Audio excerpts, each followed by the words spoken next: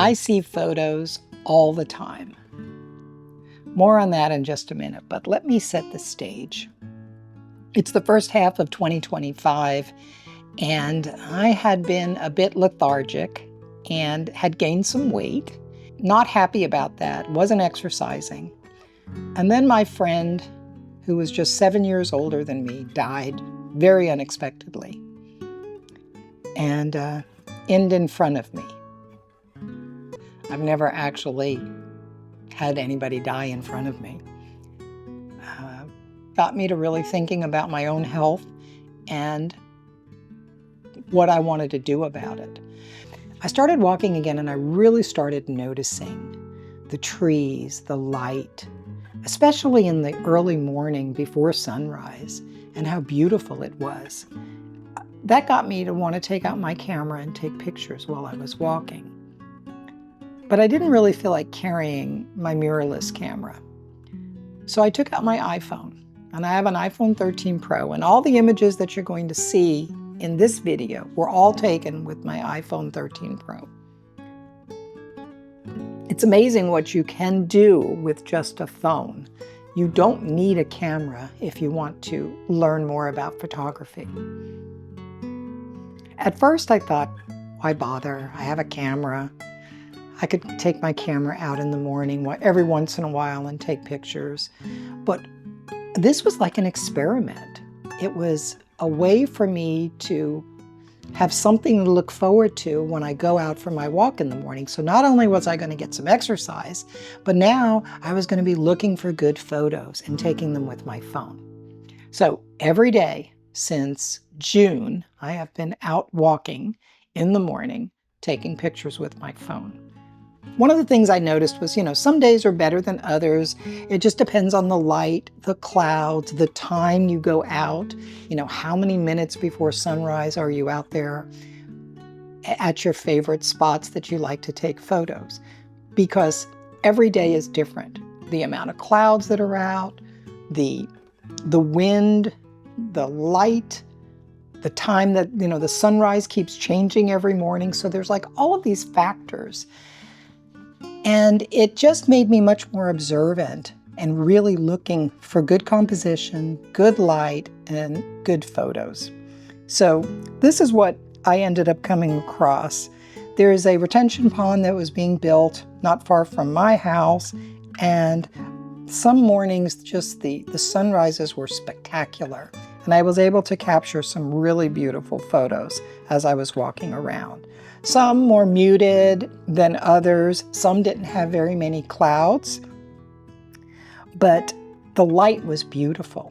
And many times it was before sunrise, and the stars or the planets were still out and you could see them. Sometimes I even caught it with a moon in the sky as well.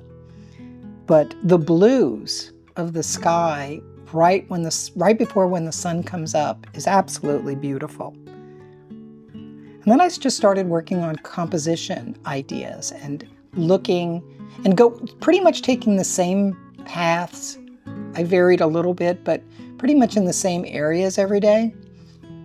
That made me come back to vignettes and scenes that I had seen earlier and try different ways of photographing it. And of course, with my phone, I didn't have a lot of options, but I could adjust exposure. And I found that lowering the exposure, reducing it, darkening the shadows, really started to play better with the sunrise that was coming up and removing a lot of the detail in the foreground.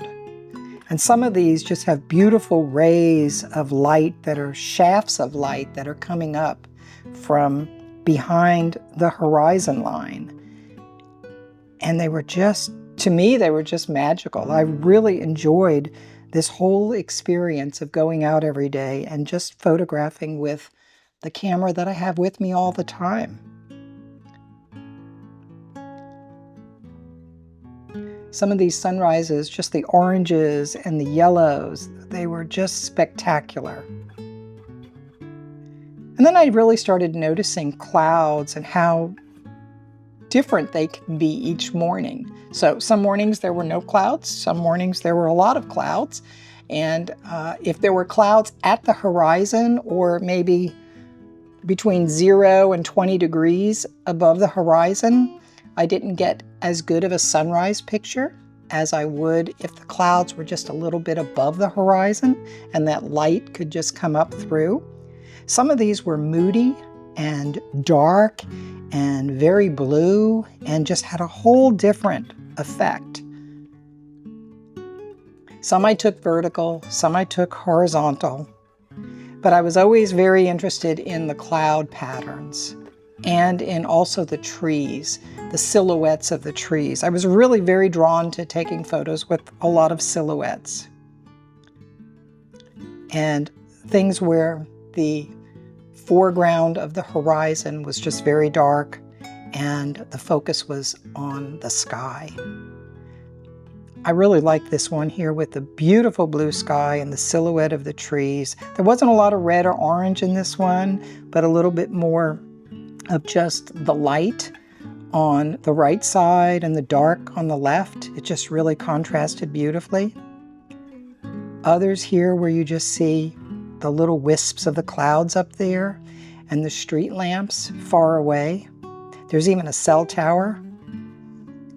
This one was beautiful too, that you can see the moon up there and just a beautiful burnt orange just across the whole sky. I took some additional shots that morning as well.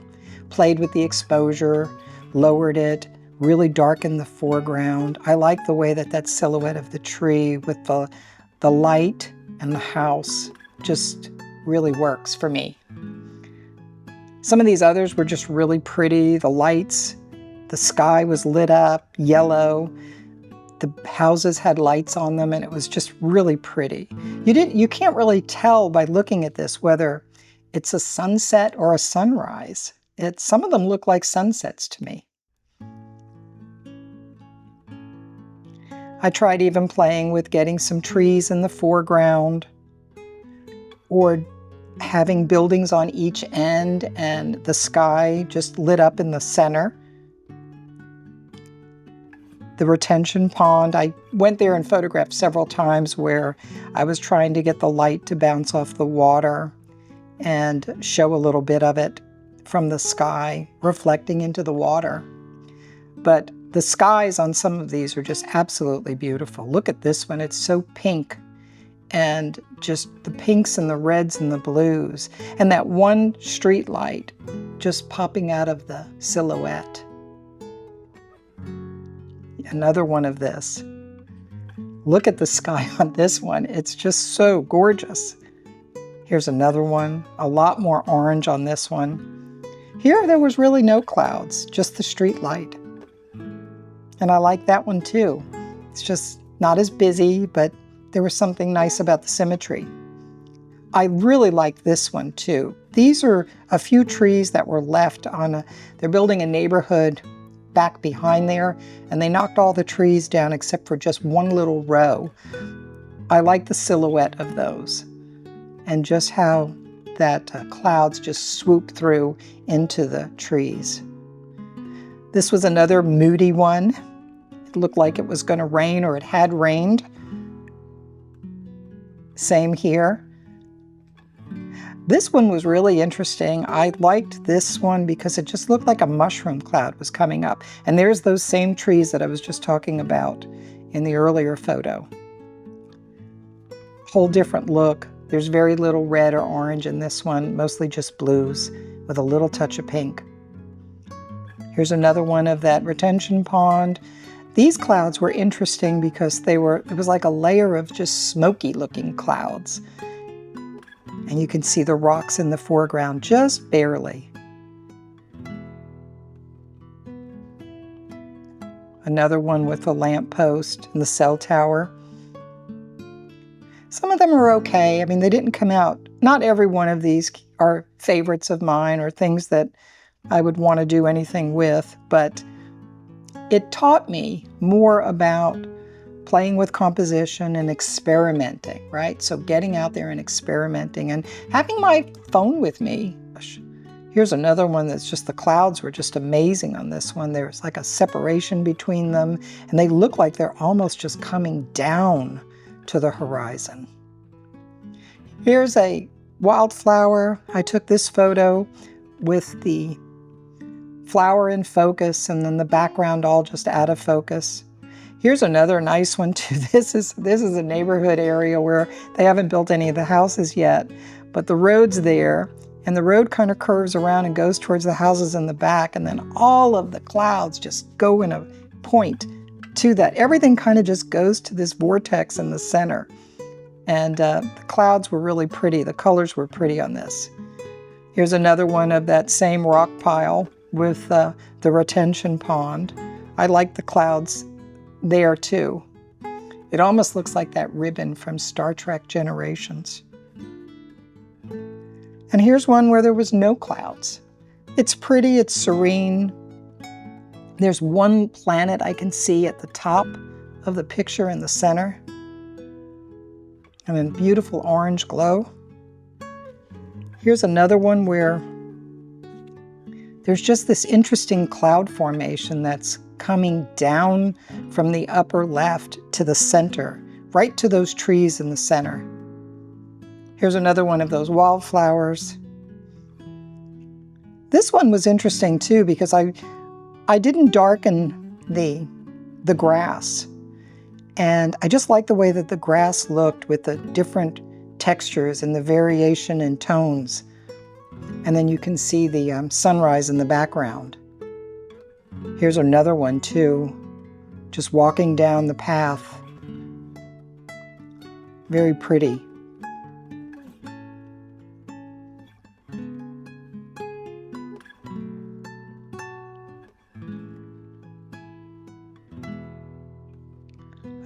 So here's the lens flare as the sun was just coming up over the horizon. This one's really pretty too. I like the way there's that negative space on the right side and that beautiful orange color just right above the horizon. And the flow of those clouds are just really pretty, the pattern. This one almost looks like a sunset, but it was a sunrise. Just the whole street was gold colored as I was walking down it. This one was beautiful too. It looked like it was on fire. The horizon just lit up. This is one of my favorite ones I took, of that path going along the fence line and just all of that beautiful clouds and the beautiful colors. Here's some bulldozers, just having fun. Here's another beautiful one too. The clouds were just absolutely beautiful.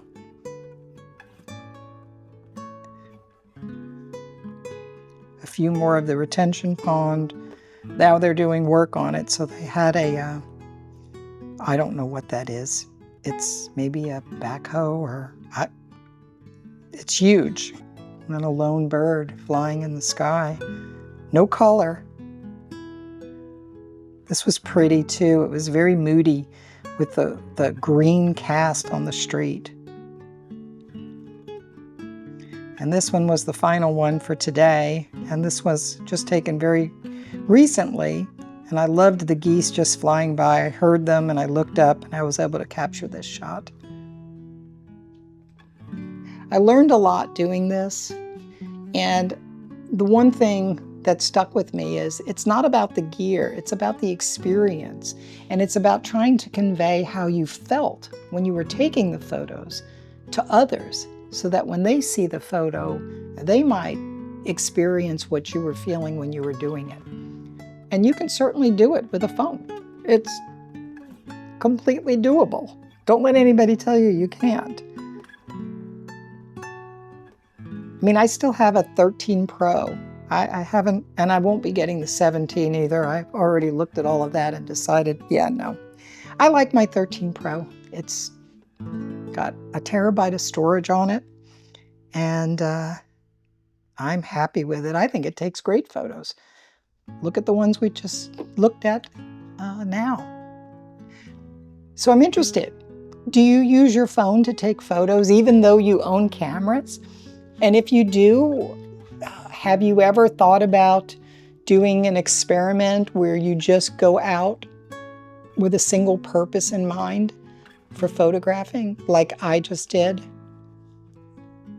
I'm just curious if you've done that. I think the one thing that it did for me was it encouraged me to get out every day and walk and exercise, because not only was I going to exercise, but I was also looking forward to finding photos, right? Going out and looking for good photos. So let me know in the comments what your thoughts are on this, and if you've done anything like this in the past. And get out there and take some photos regardless of what gear you have. And I'll see you in the next one. Thanks.